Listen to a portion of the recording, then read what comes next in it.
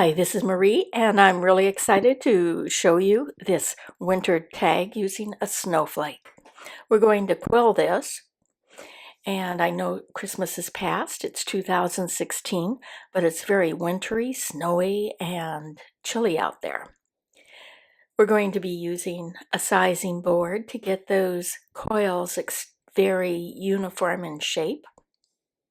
I'll show you later in the video how if you don't have one, it's okay.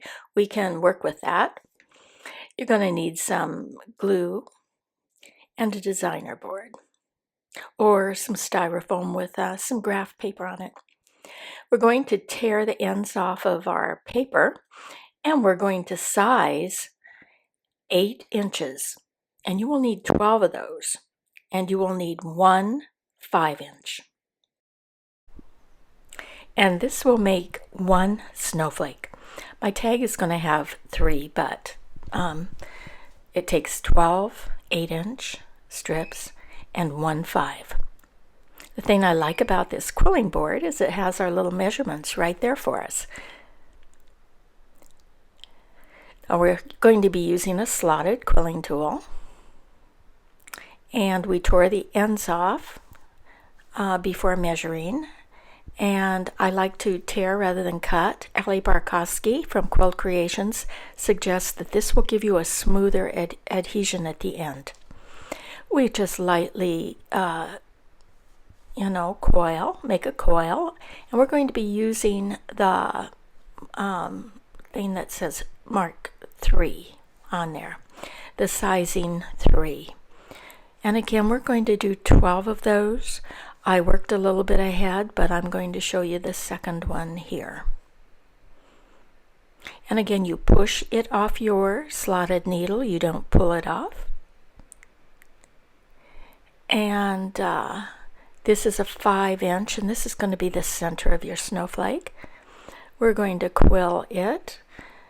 And I'm doing, again, these are loose coils, but we're going to put this one in our 6 slot, sizing slot. So you'll have 12 loose coils and one of the 3 and one loose coil in sizing slot 6. Just rubbing our finger over there will give you a nice adherence with a little bit of glue, and less is more.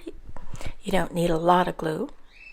Now I'm going to show you, if you don't have this wonderful sizing board, that you can do this without, or if you're waiting for yours to come in the mail, just go ahead, apply a little more tension when you curl it, and then let it uncoil to the size you want, adhere it, and we're pretty close to those that we used with the sizing board. But if you want it more uniform, you can go ahead and order the sizing board. But you can get fairly close by eyeballing it. You can also create your own quilling tool.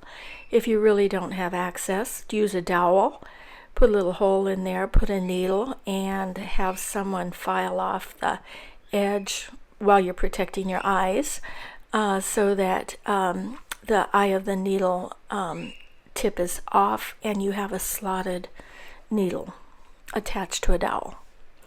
Now we're taking our open circles and we're just placing them around the 5-inch circle. And we're applying some glue. And I like to always apply the glue over the area that was the end of my design so that the edge never shows for your finished project.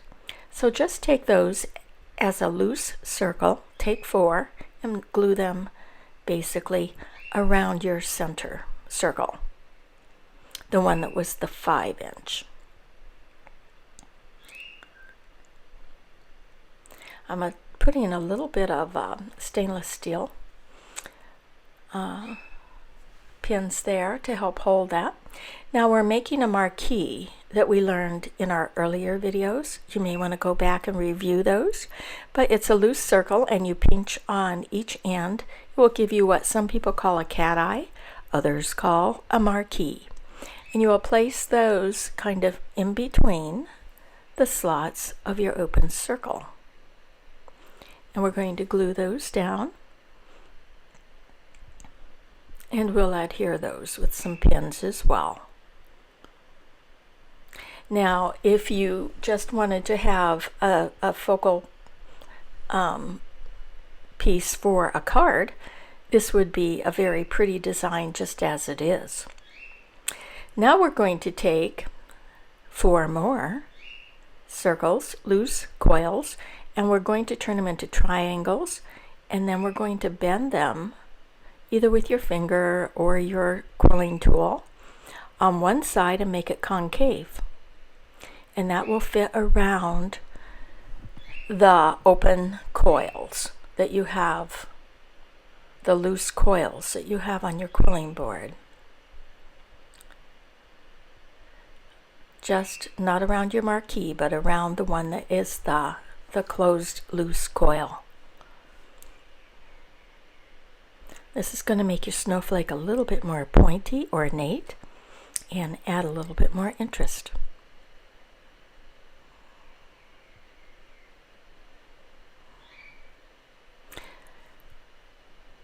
So this involves loose coils, marquees, and a triangle with a concave base.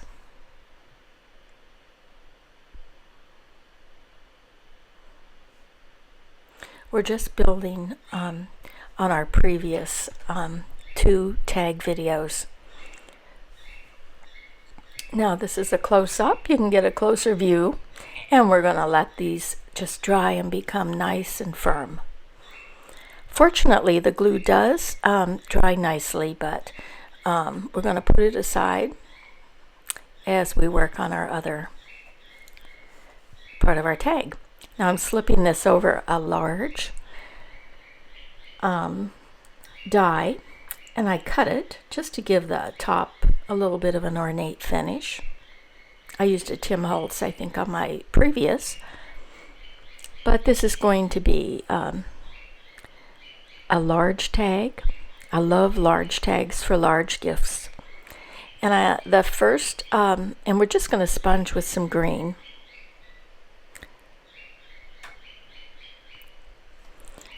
The first one I tried was a little too light, so I just switched it, I think, to Cottage Ivy, or if I'm using Memento inks. Now I'm sponging with a light blue, and then I'm going to go a little darker blue at the top. You notice I'm always sponging off my tag onto the tag. Don't ever put your sponge right in the middle of your tag or project unless you want a circle ring. You may be going for a broken kind of look. But if you're not, if you're wanting a smoother or even a marbleized look, start off your paper and sponge on. So I like that look.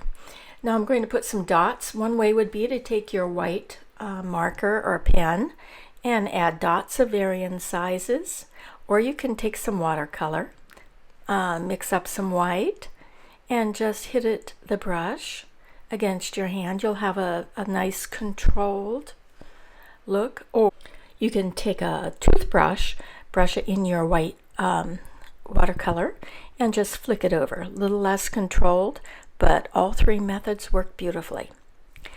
So I adhered my snowflakes now to my image after it dried, and I put some rhinestones in each, and I used Mama Elephant die called Friend, and I used the rhinestone on top of that.